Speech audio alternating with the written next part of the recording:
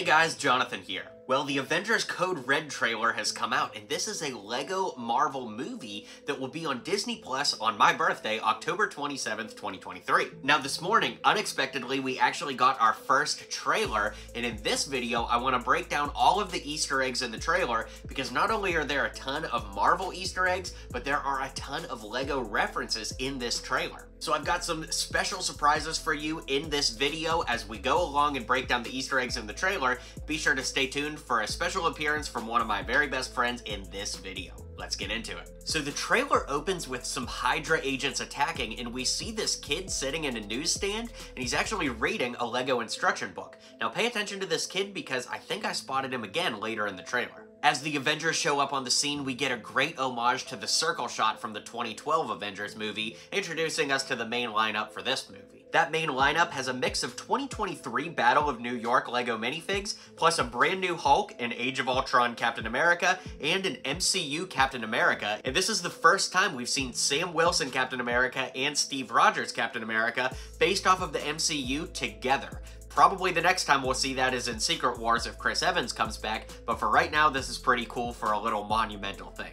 Something else crazy is that Thor's hammer actually has textured printing on it, which looks really, really great, and sadly, I don't think LEGO would ever do that. Captain America, Steve Rogers that is, also has dual molded legs and printing that have never actually physically been offered on a LEGO minifigure before, so it's cool that they can do it here because it's digital, but come on LEGO, give us more printing. Black Widow's batons look awesome in this. Again, it's one of those things that's easier to do in a digital movie than you could actually do with real LEGO sets and products, but I really, really wish we could get that from LEGO, and maybe this movie will inspire them to up the ante. What do you think? As we get into the nuts and bolts of the trailer, we see a brick-built Marvel logo. It's very reminiscent of what we see in the MCU movies, but of course this isn't actually in the MCU.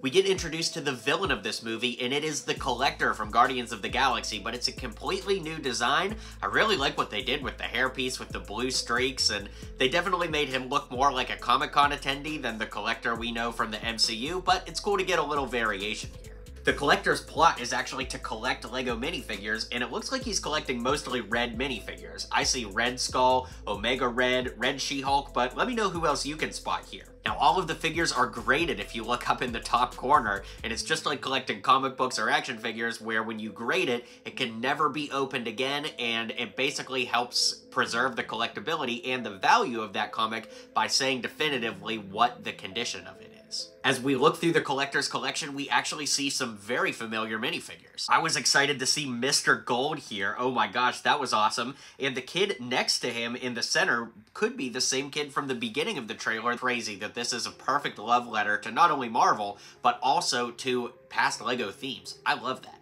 Now, we do see the corn guy from the LEGO CMF series, and the difference here is that they changed out the head to give him flesh tone to match all of the characters in the Avengers and everything like that, rather than just have one random yellow minifigure here, so I guess that kind of does make sense. Now, it looks like Hero Factory and Bionicle are working for the Collector, which is so crazy, and it just expands the LEGO lore here. Admittedly, I'm not a Hero Factory or Bionicle expert, but I happen to know somebody who is, so let's slide it over to him and take a look. Hey, Duckbricks here. Thank you, Jonathan, for sending it over to me. Yeah, when I saw the trailer, that was quite an interesting inclusion of some very old, retired LEGO Bionicle and Hero Factory construction sets. I honestly never thought we'd be seeing those in a modern animation from 2023, yet here we are, if used for the animation. But it is really interesting seeing how they brought in these sets. Specifically, these sets feature our set number 8991 Tuma, who was a LEGO Bionicle set released in 2009, as well as 4151 Surge 2.0, who was a LEGO Hero Factory set released in 2011. Now, the really interesting thing that I found about the animation and the way that worked was that the hands of the characters are actually system brick built, and they're using the same hands as the actual LEGO Marvel mech sets.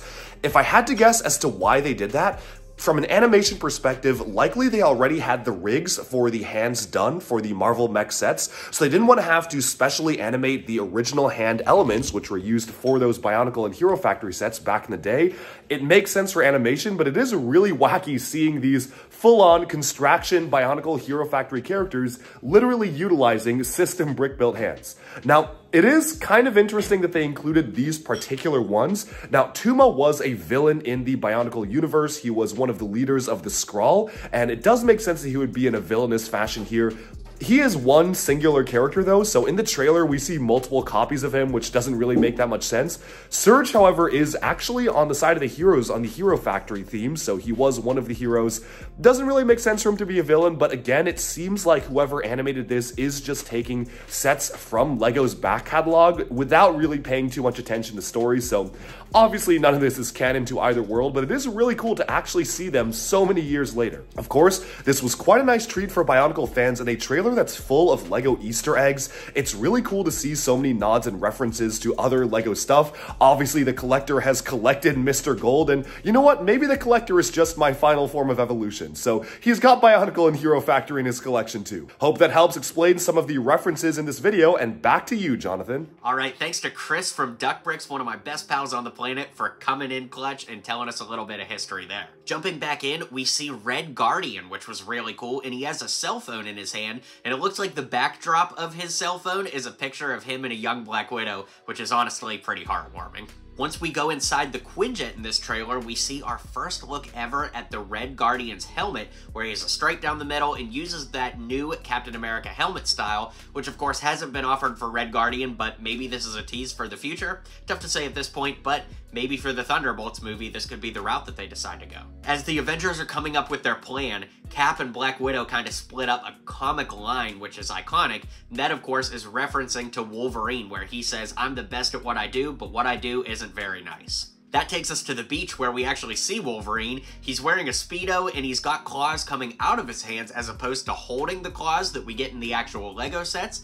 The other thing that's interesting to notice are those legs with the Speedo and the torso with the hair on the arms are absolutely brand new. The hairpiece appears to be brand new, but the face is from the CMF version of Wolverine that just came out this year. As we move on in the trailer, we actually see that Wolverine is wearing his classic X-Men 97 look, and this is technically the first time we've ever seen Wolverine interact with anybody in the MCU. Now, don't get me wrong, this show does not take place in the MCU, but to see like Age of Ultron Captain America and the first 2012 Avengers Iron Man and Thor alongside Wolverine is pretty groundbreaking. It's kind of unbelievable that the first time that ever happened is in a LEGO movie streaming on Disney+. Who would have thought? The Avengers talk about having to build their way out of this problem, and we see a brand new Hulkbuster, which borrows a lot of design from the latest Hulkbuster, but actually has a unique headpiece that looks like it actually has some shape to it. And to the right of that, we actually see the Black Panther mech, which was an actual set that came out. So again, I'm loving all of the homages to LEGO Marvel past, present, and future, and this trailer has me blown away. It's great. Toward the end of the trailer, it looks like the Avengers are having a party in Avengers Tower, and every Avenger here has a brand new outfit to varying degrees. Sam Wilson has a brand new headpiece and a torso there with the star on it. Steve Rogers has a brand new torso with a Captain America shield belt buckle there. Black Widow appears to have a new torso. Tony looks like he's the original 2012, era Tony Stark, and Hulk is a brand new figure altogether. Then when Thor walks in, we get tons of brand new outfits for him. He walks in a business suit with glasses on, kind of paying homage to Donald Blake, his alter ego from the comics. Then we see him transform into classic Thor from the 60s. Then he transforms into Bro Thor, aka Fat Thor from Avengers Endgame. Then he turns into Throg, which, oh my gosh, LEGO, when are we going to get a Throg minifig? And finally, he transforms into Thor from Love and Thunder, which is actually a minifigure that LEGO never gave us, crazy enough. That actually brings us to the end of the trailer, so that's all the Easter eggs that I was able to pick up on. If you picked up on any that I didn't mention, or Chris didn't mention when he was talking about Bionicle and Hero Factory, let me know in the comments down below. I would love to hear what you guys think, and of course, be sure to stay tuned through the weekend because I do have all kinds of great Code Red content coming up. I can't quite tell you yet, but stay tuned for that. I'll catch you guys soon. Be good out there. Hit like and subscribe. And I don't have any other more commands for you, so I'll catch you guys later.